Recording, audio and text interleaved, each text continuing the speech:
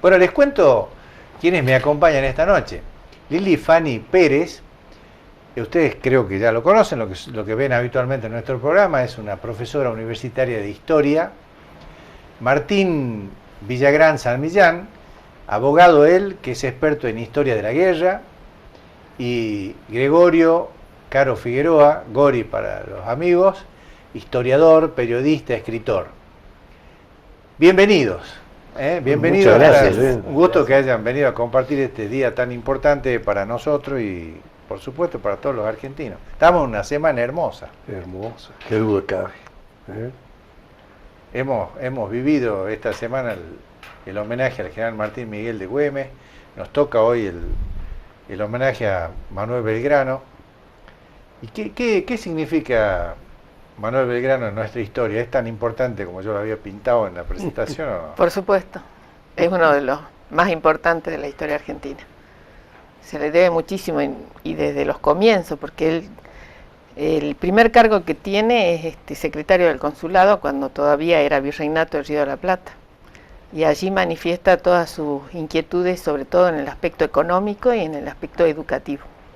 Una gran símbolo para todos los que estudian economía y sobre todo la organización del estudio de las mujeres. También se preocupa de eso. Apenas es secretario del consulado, siendo todavía dependiendo del virreinato del Río de la Plata. Ahora, Martín, Belgrano fue cuestionado como un hombre que no estaba formado para la guerra. Y sí, bueno, por propio y extraño, digamos, ¿no? Sí. También tiene esas cosas. Tuvo que sufrir cada opería el pobre general Belgrano que realmente lo transforman en un personaje extraordinario. En esa época, la mayoría de todos los que hicieron la guerra de la independencia como oficiales del ejército patriota no tenían una formación militar dentro de las tropas de línea. Uno de los pocos que sí tenía, digamos, formación de carrera militar era Güemes. Porque Güemes entró de la forma que se entraba para hacer la carrera militar como cadete del regimiento fijo, uno de cuyos batallones estaba acá en Salta, luego de lo que había sido la sublevación de Túpac Katari y demás, para estar en la proximidad por si había una nueva sublevación. Y entra ahí a los 14 años y hace toda su carrera militar dentro de las tropas de línea o el ejército veterano, y va a ser entonces de cadete hasta coronel mayor, que es el último grado militar que va a tener Güemes. Porque el generalato lo tiene como función, pero no como grado. Y lo tiene como función porque San Martín, luego de Rancagua, lo designa como, dice, al señor coronel mayor, gobernador, intendente de la provincia de Salta y capitán general. Lo designa entonces como general del ejército de observación. Pero no era grado, sino era función. Esto es una cosa que es importante que se sepa para mostrar la complejidad que todo esto va a tener. Ahora, cuando dicen sobre el cuestionamiento sobre la idoneidad profesional como militar de Belgrano, hay que tener en cuenta que él tenía formación a través de las milicias regladas, las milicias urbanas de Buenos Aires, donde había sido capitán. Luego hace lo posible por ilustrarse porque era un hombre que estaba ávido de conocimientos. Esa es la historia de Belgrano, es la historia de la avidez de conocer. Y luego es capaz de demostrarlo todo esto porque ha logrado tener, en definitiva, por esas cosas que da la guerra, la fortuna y luego las desgracias, Belgrano tiene la victoria más perfecta que se haya dado en la guerra de la independencia dentro de lo que es el actual territorio de la República Argentina, la batalla de Salta. Hubo que esperar hasta Ayacucho en diciembre del 24 para que haya nuevamente una batalla en la cual se rinde absoluta y totalmente un ejército. Y el mismo San Martín en una carta alguna vez dijo, no será, dice, un Moró, no será un gran oficial de los que tenían fama en los ejércitos napoleónicos, pero puedo asegurarle, le decía Godoy Cruz, que es de lo mejor que tenemos en América. Y realmente, él, cuando hace su testamento, no hace referencia a ninguno de los títulos universitarios que tenía, sino se refiere a sí mismo. La identidad que él mismo se reconoce es la de general, brigadier general de los ejércitos de las Provincias Unidas del Río de la Plata o de las Provincias Unidas en Sudamérica, que no fue la independencia de lo que luego sería el territorio solamente de la República Argentina, sino de las Provincias Unidas en Sudamérica. ¿Cuál fue el papel de Belgrano en la creación de la bandera, Gori? A ver, bueno, es lo que más se conoce, pero me gustaría retomar lo que dijo Lili y lo que dijo aquí Martín. A mí me parece que Belgrano es el hombre público más completo que hubo en la Argentina en la primera mitad del siglo XIX y que participó en la declaración primero del 25 de mayo, que fue vocal de la primera junta, y después que tuvo una participación importante en el Congreso de Tucumán.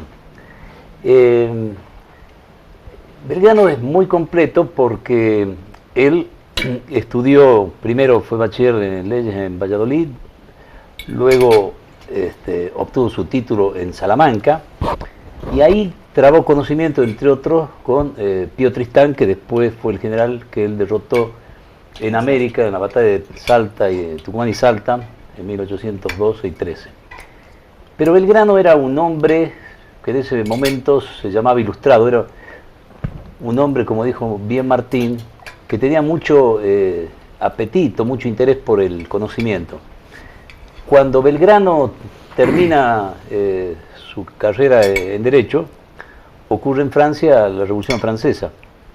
Pero Belgrano no se encandila, no se enamora del ideal republicano, menos del modelo de la Revolución Francesa, sino que él mira más allá y mira hacia algo que en aquel momento era muy difícil desde esta parte de América mirar, que era, por ejemplo, lo que estaba ocurriendo también en los Estados Unidos, en la independencia de los Estados Unidos, y Belgrano traduce y termina de corregir su traducción de una famosa carta de Washington, aquí faltando pocos días para la batalla de Salta, se ocupa de eso y la hace imprimir. ¿Por qué le parece que Washington es un modelo de hombre público? Porque él, pudiendo haber aspirado a un nuevo mandato, prefiere renunciar. Belgrano es en el gobierno anterior se le llamaba doctor Manuel Belgrano para quitarle el rango de general. Belgrano fue un militar con un profundo sentido civilista y fue un civil que tuvo que improvisarse militar.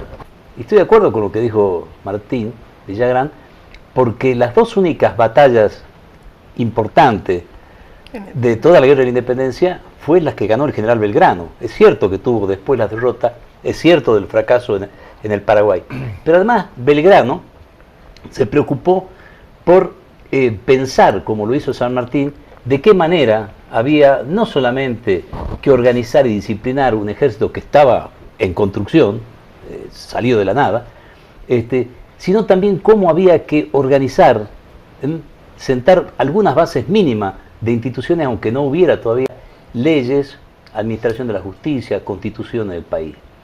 Belgrano se preocupó de todo eso, él dirigió un periódico de economía, colaboró en el Semanario de Agricultura, expuso sus ideas, miró más allá de la ciudad de Buenos Aires, se preocupó por la situación de los indígenas en el norte. Belgrano vino aquí al norte conociendo, por la lectura de él, por los informes que recibía, cuál era la situación de esta zona de lo que fue aquel territorio argentino. Belgrano se interesó por la educación, por la agricultura, tradujo la obra de un economista francés muy importante. Belgrano fue un periodista, también se preocupó por la libertad de prensa y se preocupó por la libertad de comercio. Cuando se habla de hace mucho tiempo en nuestro país de aquellos hombres, se les quita una palabra porque esa palabra ha adquirido a lo largo del tiempo, por un prejuicio político absolutamente equivocado, la palabra liberal. El liberal del siglo XIX era un hombre que quería, digamos, no solamente la independencia, sino también la libertad. La libertad de movimiento, la libertad de poder comercial, la libertad de expresarse, la libertad de prensa, la libertad de cultos y demás. Eso lo hizo Belgrano, porque el régimen colonial español le impedía a los americanos la fabricación de cierta tela, le impedía, digamos, el cultivo del olivo, de la vid en algunos casos, se prohibía la introducción de ciertos periódicos o libros a estos territorios. Y Belgrano entonces fue, en el más puro sentido de la palabra, un liberal, que después podemos volver que cuando 3 días antes de la sesión de declaración de la independencia, Belgrano, que vuelve de su misión en España y en Europa, habla con los diputados, representantes de la mayoría de los distritos que eran las Provincias Unidas del Río de la Plata, para decir que la solución institucional, porque el Congreso se reunió para declarar la independencia, pero también para dictar una constitución, que la forma de gobierno que debía ser analizada en ese Congreso tenía que ser una monarquía, pero no monarquía absolutista, sino una monarquía constitucional, moderada, parlamentaria, y después, bueno, es otro tema, quién podría, digamos, qué dinastía o qué rey podía hacerse cargo de esa misión. Qué interesante esa postura. ¿Me la vas a terminar de comentar en el próximo bloque, por favor? Sí. Ahora tengo que ir a una pausa y enseguida volvemos.